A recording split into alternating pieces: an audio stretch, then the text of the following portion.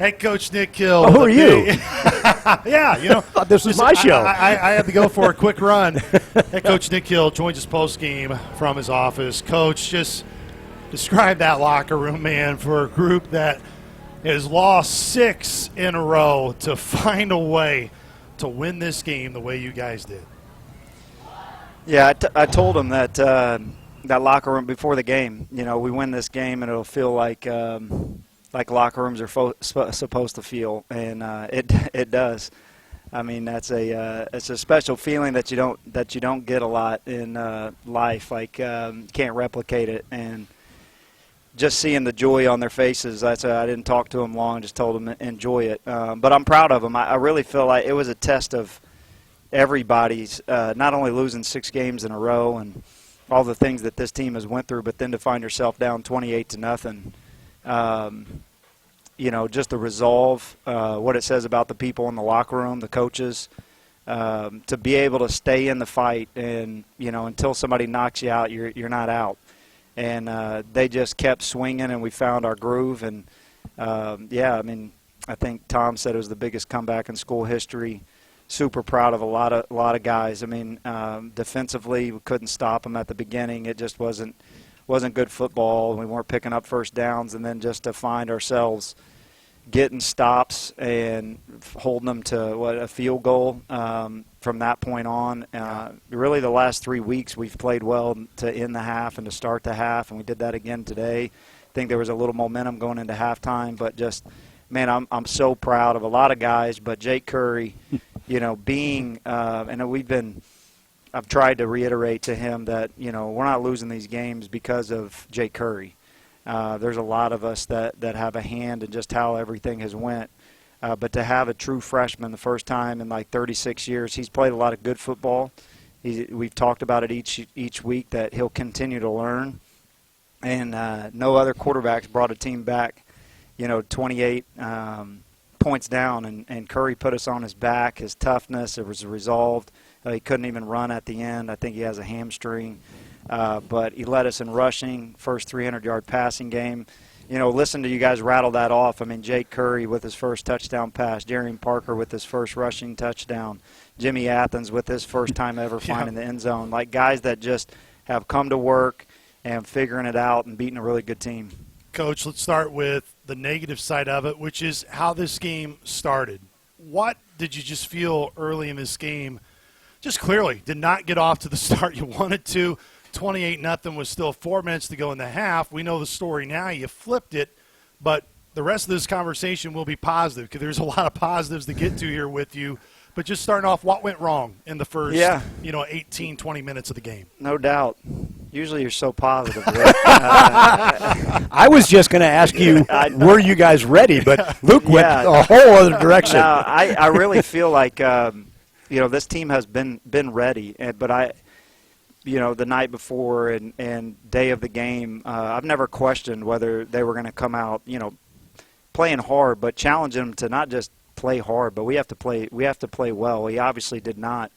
I would credit the defensive staff we made some adjustments, and we kind of moved out of the things that have given us some success the last 4 weeks defensively, and our 3 down, 3 high safety stuff, and they obviously had some answers for that, and we're moving the ball, and and then we played the majority of the second half in 4 down and changed things up, and we got turnovers.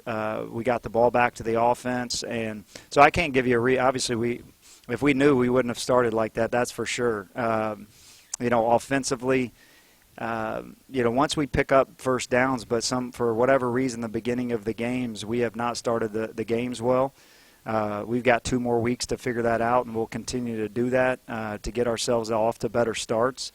But really it's about just playing 60 minutes, and these guys found a way to do it. You talked about Jake, and we mentioned it a couple times during the game, and I know that I did at least twice, that Jake over the last 3 weeks has grown a little bit each game, but today he may have become a man at the quarterback position because he handled the game so well for you, Nick. He didn't force things down the field. He threw almost every pass exactly where it needed to be thrown, except for the interception. He underthrew the one in the end zone. Could have had another touchdown as well that was thrown right on the money. He ran when he should have run. He was in the pocket and felt pressure, but didn't feel pressure to have to just wing the ball and throw it just to get rid of the ball. He just was so mature today. Yeah, I think he's sitting in front of me, so I don't want to make him feel too good about himself. But he's it was impressive. It really was, man. I've been super impressed by his demeanor throughout this whole thing. It's never been too big for him. We've all been there if we played the position, especially when it's it'd be different if we were still rolling and found easy ways to win games and didn't have. But he's been called upon to bring us back and go fast, try to come back in games, and he just keeps coming and keeps working. He never seems to be rattled at all. And then we didn't get off to a good start either. It's not easy to look up at the scoreboard and find yourself down 28 to nothing. But he was a spark. He's gritty and tough. Some of his runs, he took some big-time shots, but really none more impressive than the last drive. I think maybe the biggest play was just the protection we got on the one to Brad over the middle. That play, that was the Scotty play, right? What play was it? Jake's shaking me off. Huh? Yeah, no, not the touchdown. The first play. I know what I'm talking about, Jake. He found himself going all the way across the field, and really a young quarterback would just take off. Yes. And he felt that he had time. He got his eyes back up the field. That got us our first completion around midfield. And then you're thinking, okay, we're rolling here. And then, the touchdown pass. To Brad, that's the one thing I was thinking. Our defense was playing well, but man, their quarterback's a competitor too. Yeah. Man, he made plays. 22 carries for 133 yards, but he, running the football maybe there, not. But we knew we didn't want to settle for a field goal to win the game, and so we just got to take the points when we can. And it was an impressive drive. Second half, you were able to run the ball better, and it looked like the line was creating not a hole up the middle, but something off either of the edges, and the running backs were patient before they made their cutback to those openings. And was it something that you guys saw from up here that would work, or was it something else?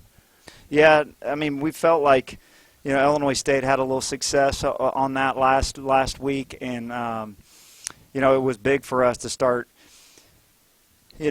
calling plays whenever you're in 2nd and 5, 2nd and 4, 2nd and 3, pick up a first down, stay out of a third down. I mean, you can really start to get in a groove. So can the players on your team. You can start getting into the rhythm and the plays that you've practiced. And, and today it's been a grind to do that the last month. But I think it's so important. You can't play well offensively unless you can hand the ball off and pick up efficient runs. And then we started to hit some explosive runs, some 10, 12-yard runs. And so I thought it was a good job of our guys and our staff finding some things. And then the guys that were doing it, really just, Jarian and Jimmy.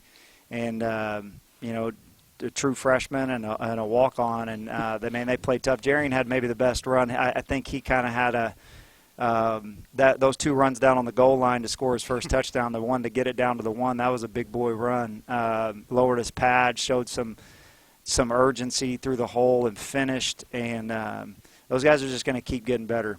Above all, Coach Hill, look, there's a ton of numbers that we can continue to dive through and go through with you, but the red zone today. You entered today with 13 red zone touchdowns on the season. You get 6 today. 6 for 6 red zone touchdowns. What about finishing drives? I know it's a collective group. It's not on one guy. But what were you impressed by when your team got into the red zone? What's been an area of frustration for you guys this year, yet it looked like an area of comfort for you today. Yeah, I think just the reps, the practice. Curry's made plays. Guys got to make plays down there. The schematics having an answer and getting the ball out. They're running a lot of negative plays, We weren't hurting ourselves with penalties, which kind of plagued us down there earlier in the year when we weren't playing well in the red zone. Really, I don't know what the statistics would be the last 2 or 3 games, but I know last week we were 3 for 3, 2 out of 3 with touchdowns. There's some sign, like we've talked about, there's some areas of this team that continue that are showing growth. And today, 6 out of 6 we had to have it. Hey, I'll put you on your toes with this trivia question for you. Who's the last quarterback to lead a comeback of this magnitude in Southern's program? It's you. Probably because you're asking. Yeah. You at Northern. You at Northern Illinois when it was a 21-point deficit in the third quarter when you guys rallied to win that one in DeKalb. Yeah. No, and even that one. Anytime you come back, I know we've talked a lot about Jake. Yeah. But Presto was in here. Man, that guy, the defense. That's why once they scored that to make it 28-0. They get the 2 points, which was just kind of probably would never happen again. Curry's diving in. They're reviewing it for targeting, took a big shot, no targeting, and then they run it back for 2 points.